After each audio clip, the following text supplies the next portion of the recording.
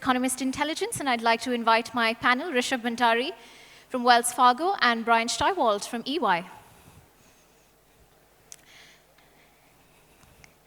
So our next session is about artificial intelligence.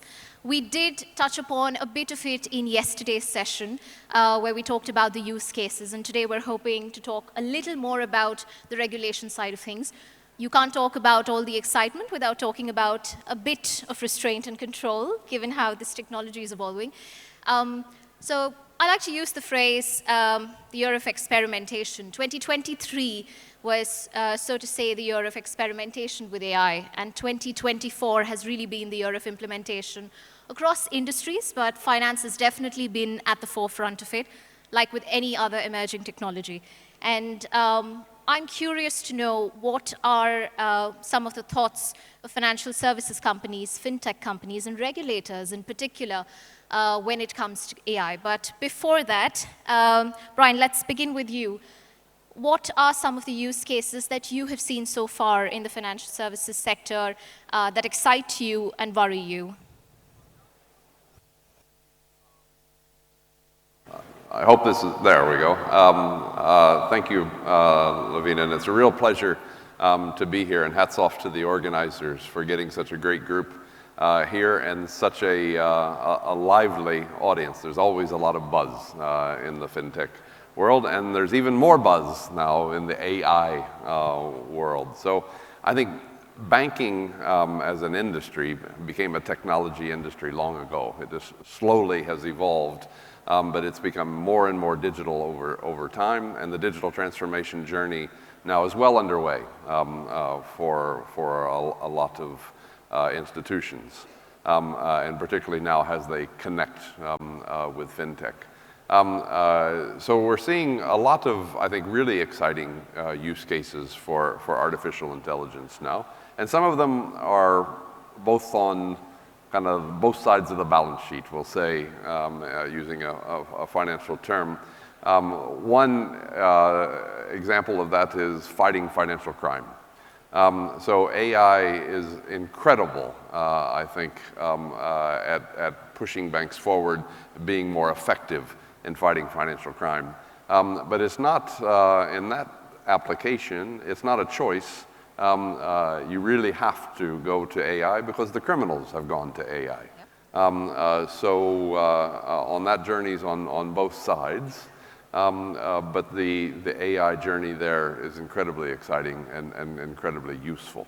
The customer onboarding process also is a very interesting element of AI. Risk management, expense control, robo-advice, portfolio management, all have incredible use cases because they're deep in data, and the AI element eliminates a lot of emotion and a lot of error. But on the risk side, then AI also brings potentially inherent biases. So there will be, without question, unintended, we'll say, negative consequences, unintended biases that come with it, and that's where regulators are worried. You know, that's an interesting way of saying it, unintended consequences of artificial intelligence in finance. Rishabh, do you share similar concerns, you know, as you look at regulations and legal compliances at Wells Fargo? What are some of the risks that you foresee, and any adoption of AI in FinServ that has really made you wonder that it's time for guidelines, policies? Yeah, sure. First of all, I'm really delighted to be here. It's a great event. I can feel the buzz. You know, really, you know, bringing talent together in one place is unique. I would echo a lot of what Bryan has said. You know, in terms of thinking about AI, I mean, clearly AI has, you know, the potential to harness scale, efficiencies, optimize processes, right? But on the other side of the balance sheet, there are obviously inherent risks to be navigated sensibly. I mean, I can think of, you know, a couple of key areas where use cases are in varying sort of stages of deployment. So one is customer experience. Second, we can talk about investment processes. And then we can talk about risk and compliance sort of environments. So, the customer experience, really thinking about how targeted a customer outreach could be, the robo-advisory aspect that Bryan mentioned, virtual assistants, all of that really acting as a first filter to improve the customer experience, be more targeted. What are the risks? The risks are your design and filtration doesn't quite work the way it should. Some biases are embedded, and that really has a distorting lens. So I think that's really important because, we had a panel earlier in the morning about diversity and inclusion, and we've got to also remember inclusion has to be the heart of customer experience as well. Then very quickly, like investment processes, I know firms who are thinking about embedding AI in portfolio management, decision making, in embedding AI in sales and trading, data analytics, execution and automation. Again, really great potential, but in the volatile environment that we live in, can these models adapt to geopolitical risks? Can they sort of really sort of pivot when we're seeing volatility in liquidity pools and so on, right? So inherently exclusive reliance has risks. And, again, in the risk and compliance environment, to the earlier point, really key, right? We know of cases in surveillance, onboarding, credit risk management, great potential, but really thinking about, navigating biases is the key. So then, Rishabh, while companies want to not be left behind in the race of AI, what is the governance structure that fintech startups or financial services companies are putting in place? Could you talk a bit about what you're doing at Wells Fargo as you're experimenting or implementing AI? I think, this is reputational risks are absolutely key to navigate here, right? We know there are opportunities, we know there's scale to harness, but we also know there is a reputation to protect, right? And that's key to firms, that's key to regulators. So I think it's very important to have a governance structure end to end, from design, proof of concept, to deployment, which is transparent internally, as well as with supervisors. I'm aware in the UK and, other regulators, including in the region, the idea of a regulatory sandbox is really important. Have a safe space where you're allowed to test an agile environment where you learn lessons and you move on. So I think, Laveena, to come back to your core question, getting the design and governance structure is absolutely critical to success. A front-to-back view with the business owners, the second line, and internal audit, all working in lockstep. Everybody's got to be together. Absolutely. So that's interesting to hear on the company side of things, but I'm curious to know on the regulator side, Bryan. You've been, prior to EY, you've also been with the Dubai FSA, and I think that experience is really handy to help us understand how should regulators be thinking about this, because every few months we're hearing about a new model, we're hearing about use cases.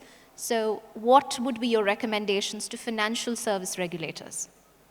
Yeah, and I would turn to one of the more interesting panels. They were all interesting yesterday, but one of the more interesting panels that I sat through yesterday was with Her Excellency and Richard Teng talking about talent. And AI is presenting, and technology is presenting new types of risks that aren't traditional outgrowths of banking. That it's not like somebody who's been here 10 years, in my regulator is going to be good at this step. So the first thing is, where do you hire people? And how do you maintain people who understand technology? And I have found, in my experience, it's easier to bring a technology expert into a regulator and teach them something about regulation than it is to take a regulator and teach them something about technology. So that's the first step, is getting the right people involved. Once you've got the right people in the organization, then it's a public-private partnership, and we've heard about that discussion here today too, because regulators simply cannot be sitting behind their desk writing rules and slipping them out the door. By the time you've taken by the time it takes to write a regulation and get it passed, AI has already made that obsolete, almost without doubt. So you have to engage. Central Bank of Bahrain is great at engagement. They always have been. And so that's the next step. And when we talk about regulatory sandboxes, I mean, for AI, banks the size of Wells Fargo are now in a sandbox, experimenting with AI. You don't often think of HSBC, Wells Fargo, Deutsche Bank, DBS being in a sandbox, but that does provide that safe environment for them to test these ideas with actual customers to see what biases are coming out and correct those biases before the switch goes on mainstream. So it's an exciting point, I think, for exciting time for regulators. It's a scary time for regulators too, because they cannot really be in a position to lead. They just have to be in a position to be one step behind and not more. Laveena, Yes. if I may, I think that's really key because, Bryan, what you said around collaboration, applies, obviously to public and private sector participants. But that collaboration between the supervisors, the regulators, and the firms is absolutely key.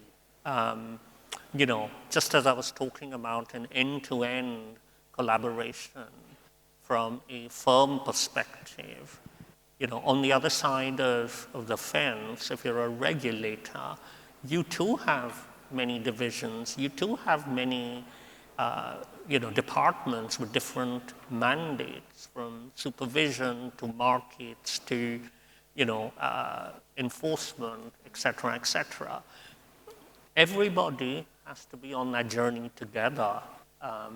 So I think, to really get the best out of this opportunity, it's firms having the confidence to share experiences, and regulators, who may not be driving the innovation, being in the room to ask the right questions and then embed them in their supervision framework. Correct. Because the last thing the regulator is going to want is when a set of loan customers we see are being denied in a systematic way, and a regulator goes to the bank and says, how does this algorithm work? And you say, I don't know, I just bought it. That's the wrong answer. So it has to be the governance side, I think, of AI has to be there. People have to understand what it's doing before you get to an enforcement case of what it did. Yeah.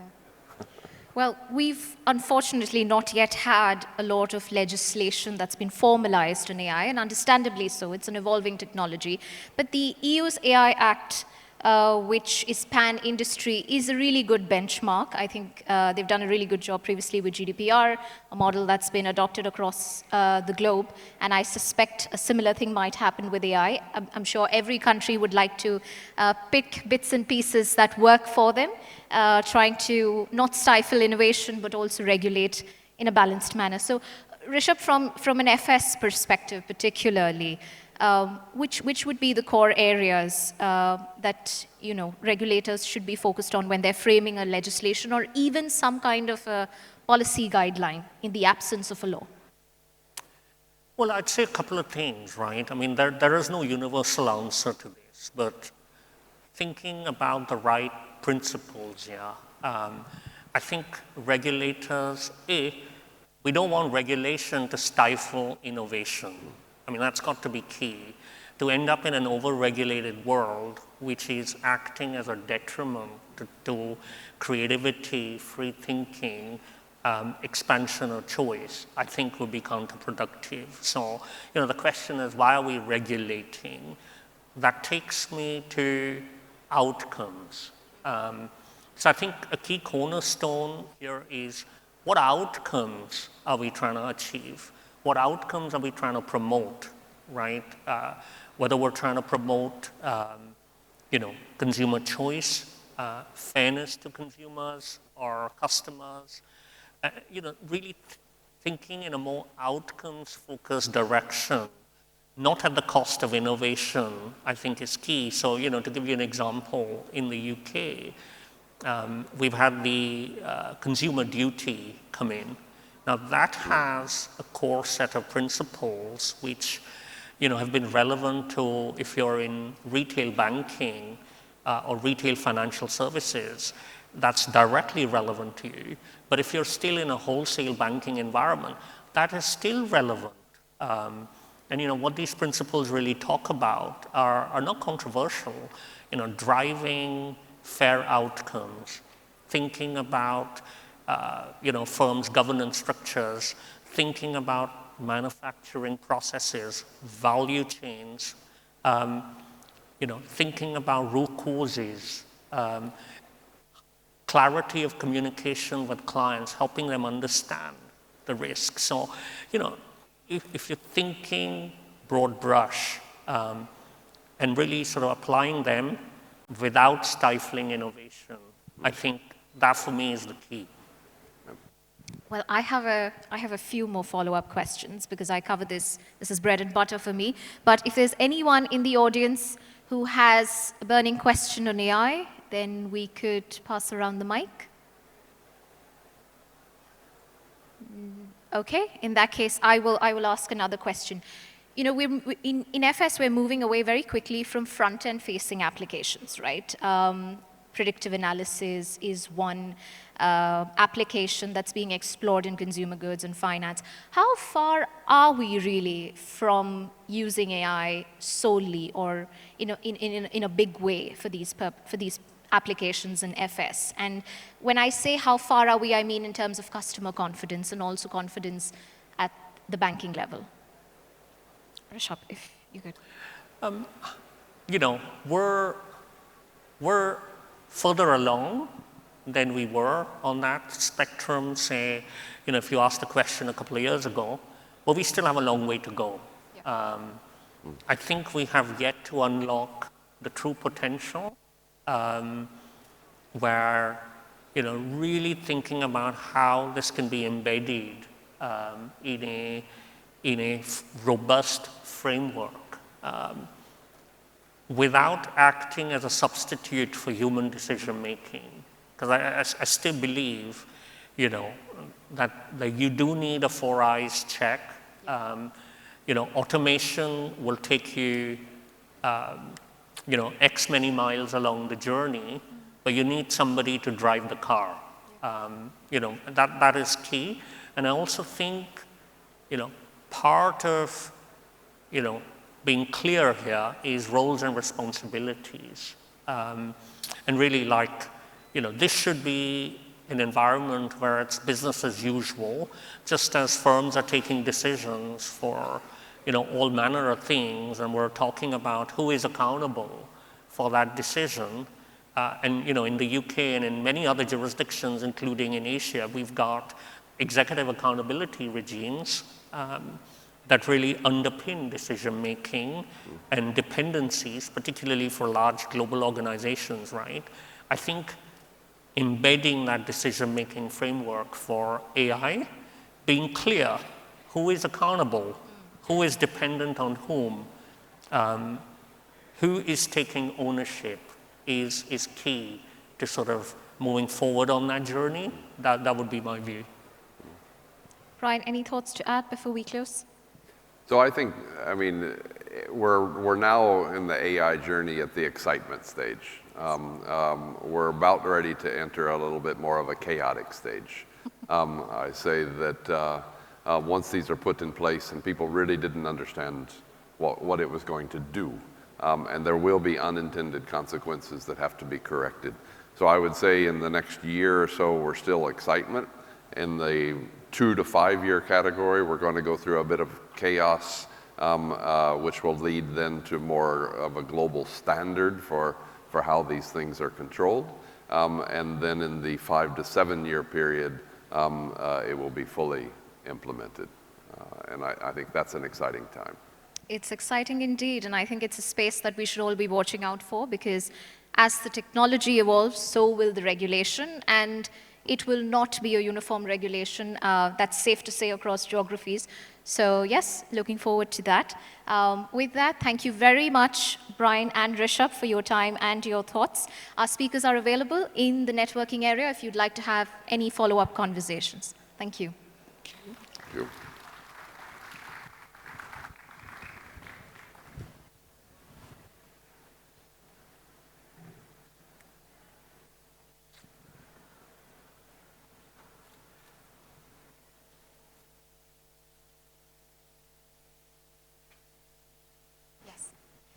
I'd now like to invite Jan Petrowski for his next session.